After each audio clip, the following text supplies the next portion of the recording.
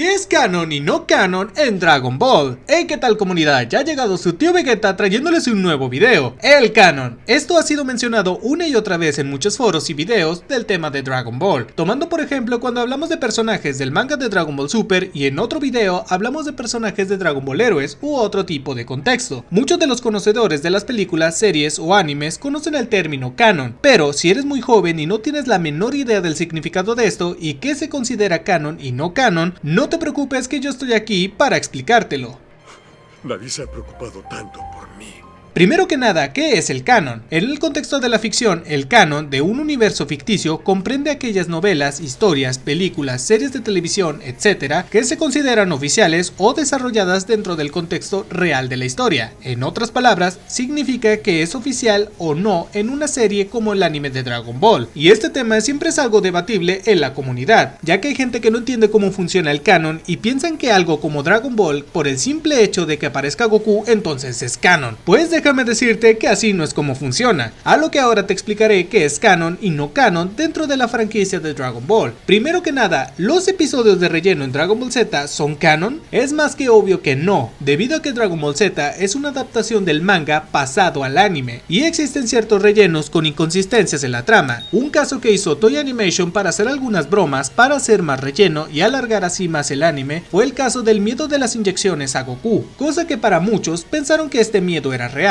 Sin embargo, la triste realidad es que este miedo no existe, ya que en el manga escrito y dibujado por Toriyama jamás se muestra ese miedo, por lo que esto está fuera del canon, por el simple hecho de que este miedo no fue escrito ni siquiera ilustrado por el propio creador, fue creado por la Toei Animation, así que esto es más que obvio que está fuera del canon. En Dragon Ball Z existen ciertos rellenos que fueron ideas propias del propio Akira Toriyama. El ejemplo más notorio son los capítulos donde aparece Launch, dado que Toriyama explicó que la historia de Launch y Ten Shinhan no podía ser contada en el manga, pero sí podía profundizarse en el anime. Otro relleno pensado por Toriyama sería cuando Goku desprende un trozo de nube para comer, pues Toriyama dijo: Goku no cruzaría 1.000.000 de kilómetros sin comer algo, aunque esto pues no es canon. Ahora la pregunta más frecuente, ¿Dragon Ball Super es canon? Pues para la decepción de los Nostalfan, Dragon Ball Super es completamente canónico. La serie de anime y manga de Dragon Ball Super fue creada por Akira Toriyama y supervisada por él mismo. La diferencia actual, y por lo que una parte de la comunidad no quiera aceptarlo, es que en la actualidad el manga es dibujado por Toyotaro, pero Toyotaro está bajo la supervisión de Toriyama. Pero desde que comenzó el manga de Super, esta parte de la comunidad no lo ha querido aceptar porque Toriyama ya no es el que dibuja el manga. Pero gente, creo que estas personas realmente no entienden lo mucho que consume crear un manga mensualmente, tomando en cuenta ahora que Toriyama ya tiene 67 años de edad, por lo que es más que lógico que no podría dibujar el manga al ritmo que lo hacía a sus 29 años, por lo que es más que lógico que si el manga de Dragon Ball Super debía continuar, este debió de contratar un discípulo para que sea Toyotaro el que se encargue de dibujar el manga y Akira Toriyama simplemente dedicarse a escribir, supervisar la historia y diseñar uno que otro personaje. Continuando con el tema, la serie del anime de Super se transmitió desde el año 2015 hasta el año del 2018 y luego continuó con una película en 2018 y otra en 2020, ambas supervisadas y escritas por Toriyama. La historia de Dragon Ball Super continúa la trama del manga original de Dragon Ball y Dragon Ball Z y presenta nuevos personajes y enemigos, así como nuevas transformaciones y técnicas de lucha. Por lo tanto, se considera una continuación directa y oficial de la serie de Dragon Ball y se considera canon en la línea temporal de la historia de la franquicia, ya que esta historia se realiza en el tiempo de que Goku había derrotado a Majin Buu y en el lapso de tiempo donde se desarrolló el final de Dragon Ball Z. En el tema de los videojuegos está la misma situación, pues también hay videojuegos que son parte del canon ya que fueron supervisados por Akira Toriyama. Los nombres de estos juegos son Dragon Ball Z Kakarot, el cual fue el propio Akira Toriyama que mencionó en una entrevista que este juego se creó para poder cubrir eventos de la historia que no se pudieron narrar en el manga. Por ejemplo, el cómo le hacía Milk para mantenerse monetariamente a ella y su familia antes de que Goku trabajara de granjero, ya que sí es bien sabido que Milk contaba con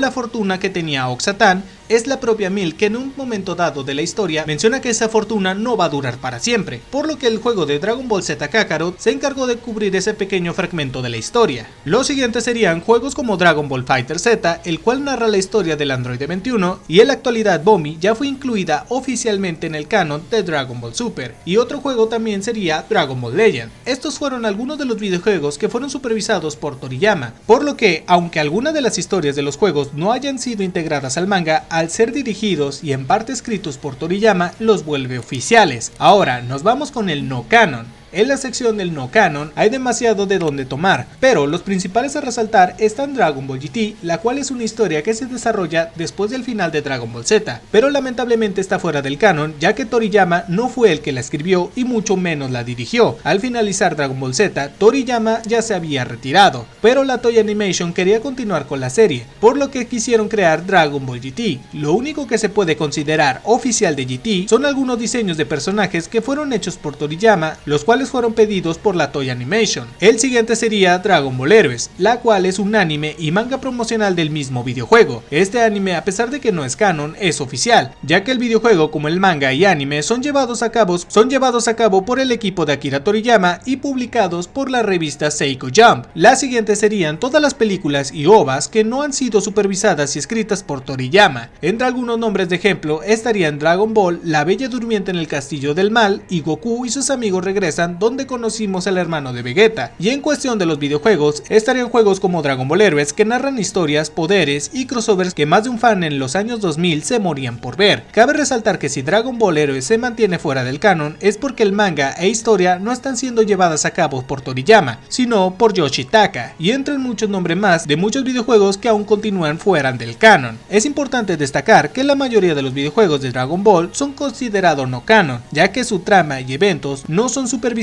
ni aprobados por Akira Toriyama, el creador de la serie original. Sin embargo, algunos juegos como Dragon Ball Z Kakarot y Dragon Ball Fighter Z tienen elementos y eventos que están en la línea con la historia canónica de la serie, por lo que se consideran canon. Como puedes ver, hay muchas cosas que están fuera del canon y no por el simple hecho de que aparezca Goku significa que deberá ser canon. Si fuera así, entonces los fanmade como Dragon Ball AF entonces serían canon. Pero por ahora espero que sepas diferenciar cuándo es canon y cuándo no lo es. En fin, ¿tú qué opinas? ¿Qué te ha parecido la explicación? Déjanos tus opiniones y teorías en la caja de los comentarios.